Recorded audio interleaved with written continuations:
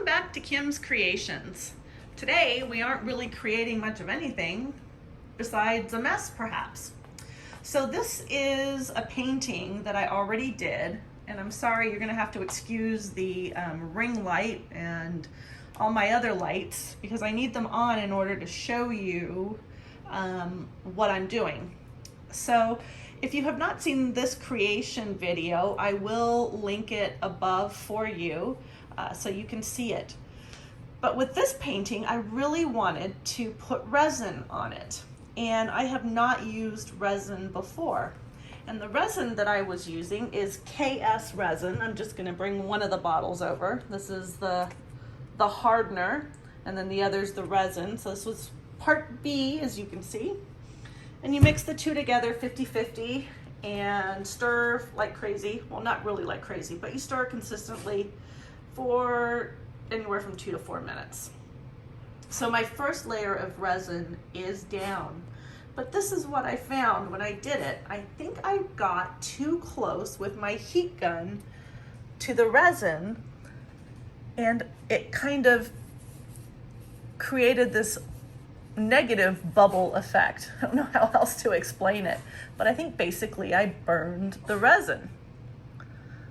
So in addition to that, because I live in Arizona, I have to have my AC on.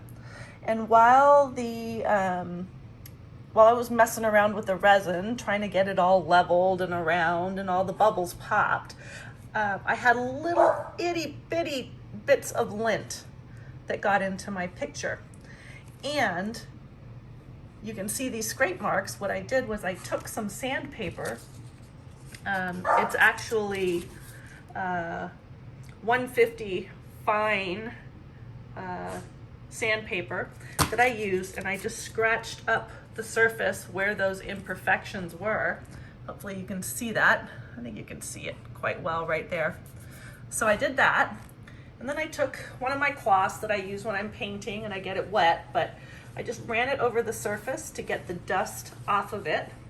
That was the big one that I did. So I've got lots of spots where I sanded the surface of the canvas. And what I'm gonna do is I'm gonna end up putting another layer of resin on this just to fix it all up. So after I put this down, just the general one, I used my clean microfiber cloth, and I went over it again and the sides just to get that off.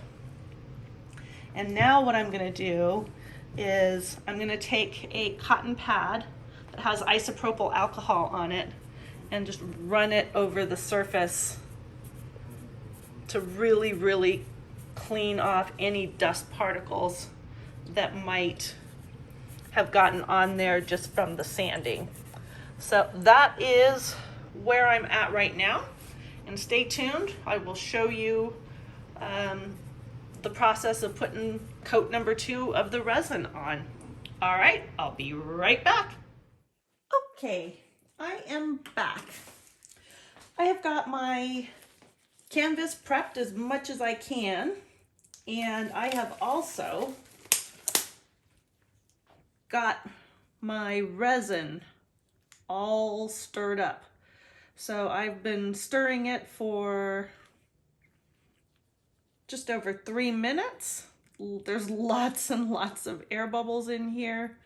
Don't know if you can see that. And I'm just gonna get started pouring it on the canvas, focusing especially on those areas where I had burned the previous layer of resin. And I have made up exactly 6 ounces of resin. I'm just gonna save little dregs there. And this time I'm gonna grab my spatula and I'm gonna spread it instead of tilting it. First time I tilted it. I think this time I've just decided it's gonna be easier for me and faster if I just spread this evenly over the canvas, hopefully evenly. This canvas has been leveled again, and I'm just going to get my sides, corners.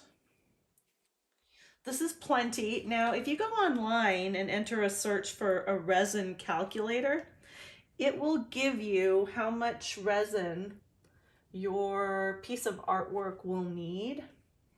And the site that I used is actually, I think, supported by or created by even KS Resin, which is the resin that I am using on this piece. So, you know, live and learn, right?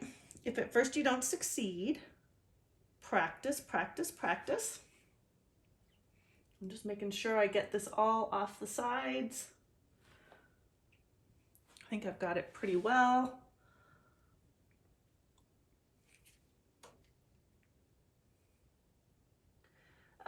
You may hear other artists as well say that they clean their canvas off before they apply the resin using rubbing alcohol. Isopropyl alcohol is rubbing alcohol, just so that you know. I had to look that up.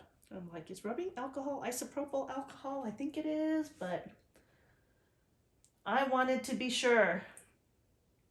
So I am just covering the sides.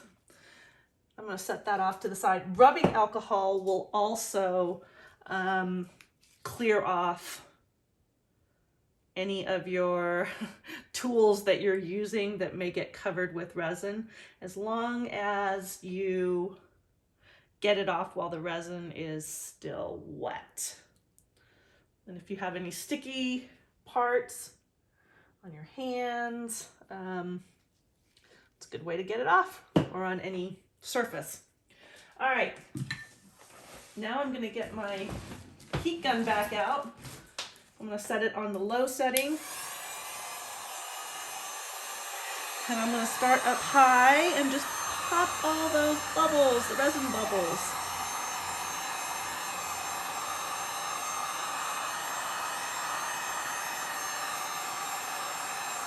You can see them all popping on my surface.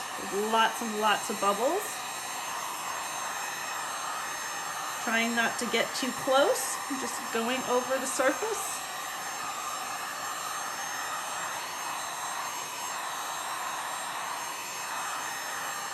I also turn my AC off so that my fan, the AC fan, doesn't blow, hopefully, any more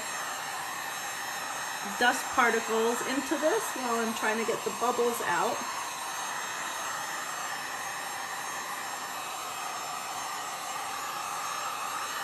I think we're doing pretty well.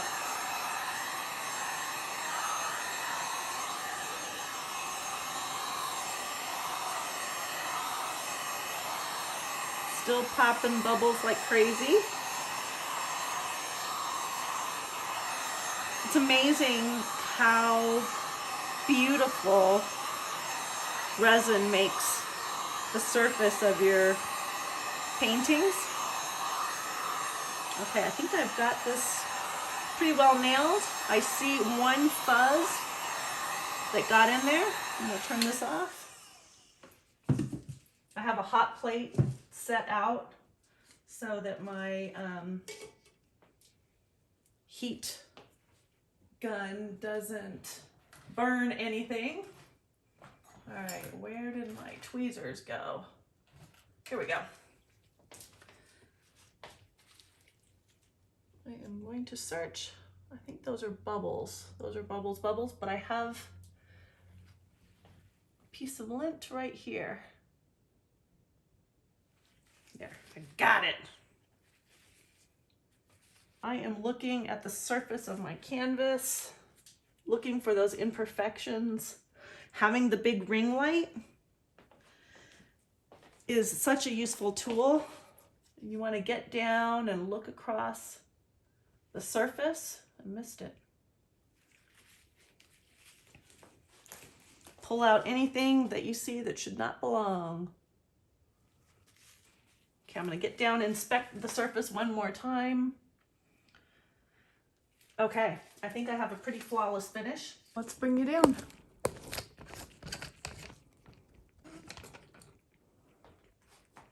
Okay, now you are going to get a lot of glare, but that's what I was using to check the surface to make sure. Now that in the middle there is paint, it's not a goober. But that's how you look at it and just make sure that you've got a super flawless finish, or work on this during daylight hours. You may have to pick up your canvas and make sure that everything is good. But you can see up here now, my top edges, there's no bumps in there, no divots. My marks from using the sandpaper are completely covered up and have disappeared.